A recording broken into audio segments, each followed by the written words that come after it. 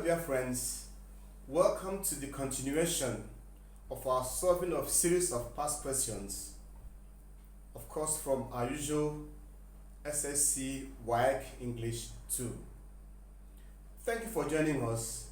This is Honest English, and today I just stumbled on a passage. Of course, I suspect that it is from our usual source, which is what? WAEC. And so we shall answer two questions. Question G, which is on grammatical function, okay, and question F, which is on figures of speech. Okay, so let's go. Question G says, after the lady had written the letter, father brought out an old envelope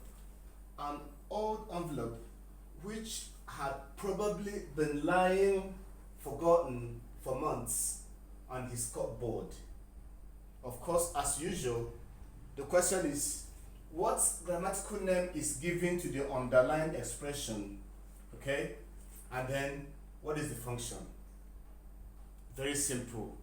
Now, from our previous knowledge, we know that we start our testing from the markers.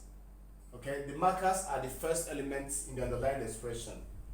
So the very first element here is which, and which is a marker for adjectival clause or relative clause.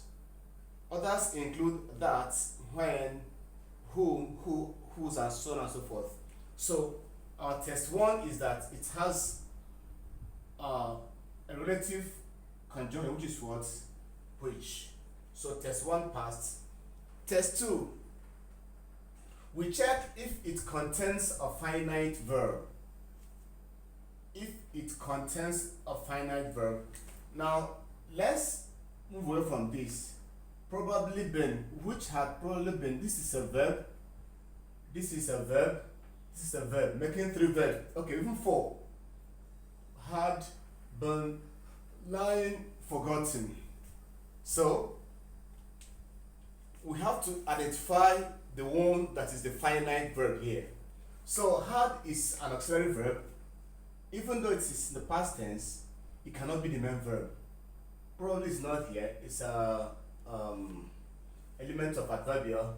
Then been is also a helping verb, that is auxiliary verb. Then lying is the main verb there, and of course it's the main verb because, like we normally say, it has 2 qualities. Okay, it is the main verb here, 1, and also it's showing time. Lying, that is present continuous time. Okay, so it has passed our test 2. It has a finite verb. Okay, then test 3, we check if the underlined expression is coming immediately after a noun. Okay, so let's check. The letter, father brought out an old envelope. Old envelope. Envelope is a noun. Then an old envelope is a noun phrase. Okay, so the entire expression is coming immediately afterwards a noun phrase or a noun. So it's very simple. So it means therefore that the underlying expression is an adjectival clause. It's very simple. So grammatical name, adjectival clause. Then grammatical function, what to do here is, okay, if it is coming after a noun or a noun phrase, as the case may be, then that noun or noun phrase it is coming after, it is qualifying it. So adjectival clause qualifies that noun or that noun phrase it comes after. Very simple. So it qualifies the noun phrase. I can say the noun envelope. Very simple. Of course, because it's from the passage, we'll put in inverted commas. Very simple. Now the next one is, the death knell sounded on my latest theory. The death knell sounded on my latest theory. Now they said, what type of figurative expression is this? That is, what is the name of the figure of speech? That's question 1. Then question 2, what does it mean? That's the meaning. Okay, so let's go. Now let's start. This, usually we start from metaphors of figures of speech. We have explained that metaphors are the most prominent of the figures of speech, okay? So we'll start from metaphor. Now from this, let's check if it's a metaphor. Now how the death knell sounded. So from here is a part, then this a part, this is our verb, then have 2 parts, right? So have part 1, of course, then the verb, and then part 2. Now we know that when we did metaphor, we said every metaphor has 2 parts.